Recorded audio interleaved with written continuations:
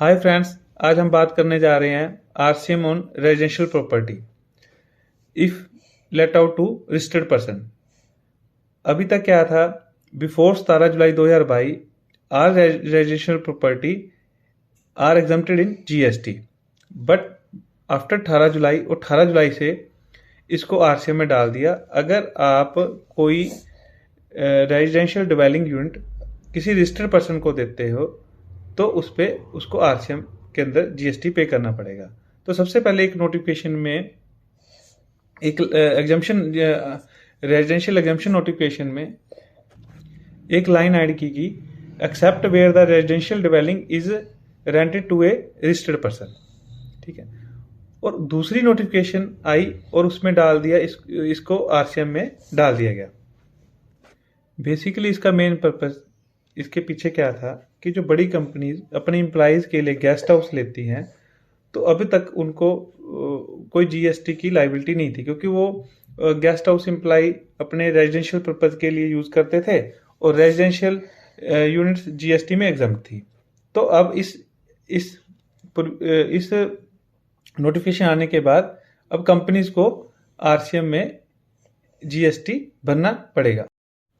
But इस notification में confusion ये थी कि सपोज करो कोई जीएसटी में रजिस्टर्ड पर्सन है और वो उसने कोई शोरूम या बिजनेस एंटिटी रेंट पे ली हुई है, ठीक है, और उसके बाद वो रेजिडेंशियल प्रॉपर्टी भी रेंट पे अपने पर्सनल यूज के लिए यूज कर रहा है, तो इस नोटिफिकेशन के अकॉर्डिंग वो भी कहीं ना कहीं आरसीएम में कवर हो रही थी।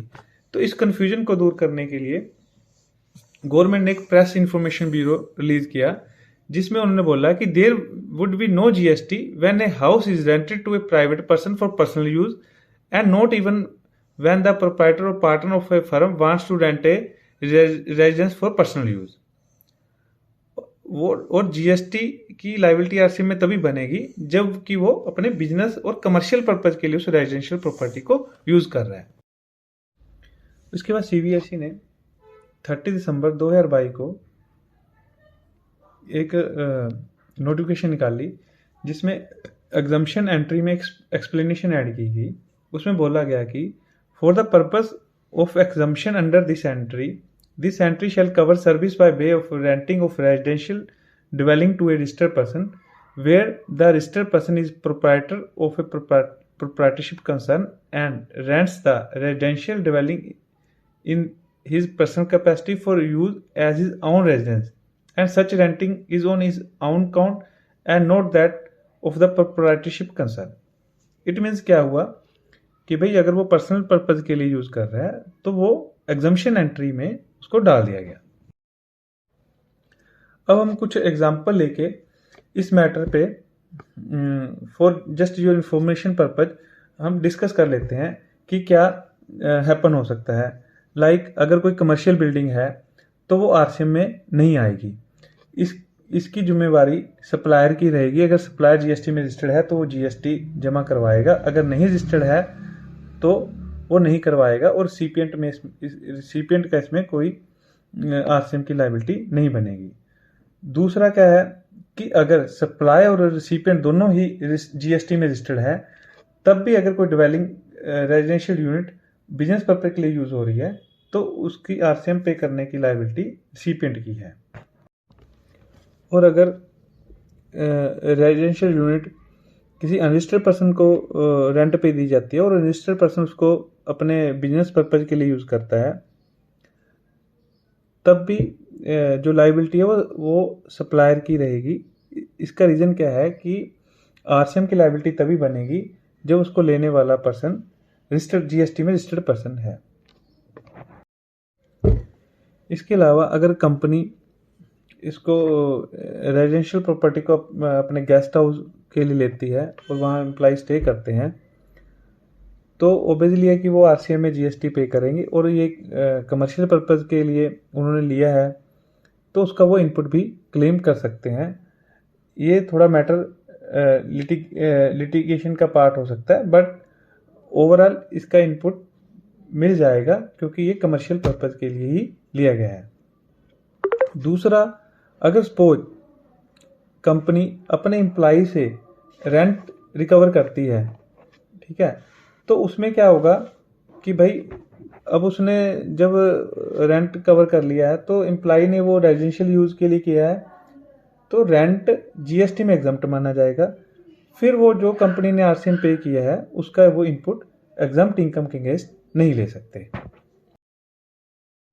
एक केस ये भी हो सकता है कि एम्प्लॉय डायरेक्ट लैंडलॉर्ड से रेंट एग्रीमेंट कर लेते हैं और रेंट वो खुद पे करते हैं, ठीक है, कंपनी उनको रिम्बर्स कर देती है एज ए पर्क। तो इस ट्रांजैक्शन में क्या होगा, एम्प्लॉय को कोई एम्प्लॉय तो अनरजिस्टर्ड पर्सन है तो उस पर कोई जीएसटी की लायबिलिटी नहीं बनेगी, ये एग्जम्पशन उसमें चला जाएगा, ठीक है। दूसरा, जो कंपनी एम्प्लॉय को पर्क देती है जो कि उसके सैलरी का पार्ट है, तो फिर वो ये एम्प्लॉयर एम्प्लॉय के रिलेशन चला जाएगा ड्यू टू एम्प्लॉयमेंट, तो उसमें भी फिर जीएसटी नहीं लगेगा।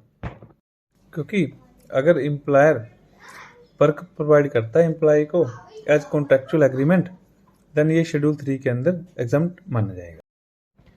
इसके अलावा अगर कोई डायरेक्टर अपनी रेजिडेंशियल प्रॉपर्टी कंपनी को यूज़ के लिए देता है उसके एम्प्लॉय के लिए, लाइक गेस्ट हाउस, तो उसका जीएसटी इम्प्लीकेशन क्या होगा।